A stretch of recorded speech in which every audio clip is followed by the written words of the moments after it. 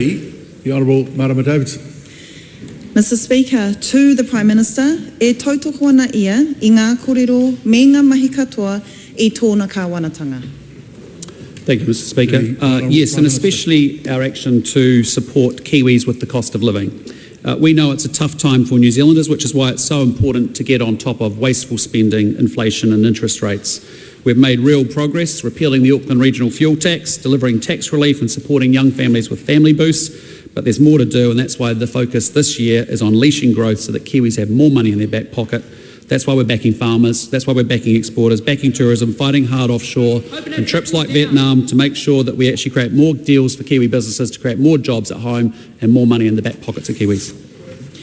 Does he agree that Ka Ora, Ka Ako is about supporting our tamariki to be healthy and well in order for them to learn? And if so, can he tell the House how he can be proud of his government's rollout of the updated school lunch program? Well, I'm proud of it because that member was part of a government that didn't fund it. And this is a government that has come in, has funded the program, has extended it to more children. And that's a good thing. Does he agree with Ragni Maxwell, Principal of Porirua College, that the Ka Ora, Ka Ako program is, quote, one of the most direct ways to tackle intergenerational poverty? Well, I think it's an important thing for kids who come to school with no lunch. We're not willing to let them go hungry. We don't want them not to learn, and we don't want them ending up or being consigned to welfare or other things. We want them to have potential and future. Does he stand by his statement made this morning that, quote, some of the lunches aren't up to scratch, and if so, what is he doing as the Prime Minister to ensure our tamariki are given on-time, nutritious, edible kai? Well, again, the Minister is who's accountable for... Well, I'm talking to the Minister to make sure that he has got everything he needs to make sure that he gets the food up to scratch and the food that was contracted is being delivered. Will he, as Prime Minister, take responsibility for failing to achieve the purpose of Ka Ora, Ka Ako and feed our tamariki? Well, again, we have funded the program and we've extended it to more kids.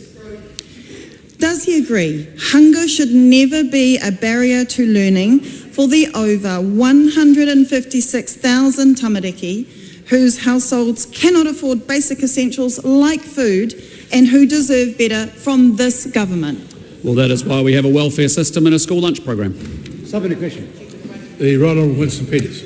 Has the government ever considered that there are comparisons of a former time when much more poorer Maori families in largely Maori schools nevertheless provided the food for the children every day, with the older students doing the labour who are males and the girls doing the cooking, and never relying upon the state at that point in time when we were being better educated at the same time?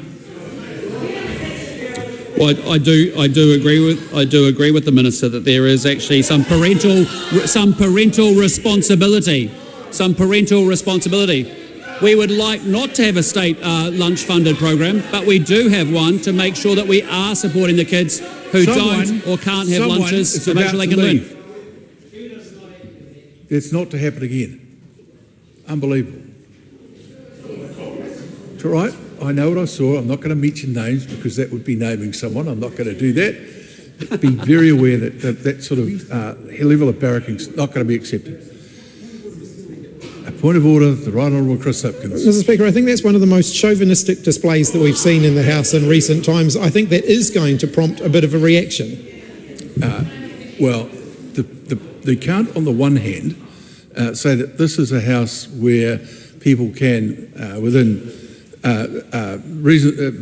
bounds of decorum, speak freely and then start asking the chair to determine whether or not a view that's held by someone is acceptable or not. Frankly, I've got my own strong views about lots of things, but I listen to stuff respectfully here in the House every day, and I expect every other member to do the same. You may not like what's being said, but there's every right for it to be said. I hope this isn't going to keep this going on.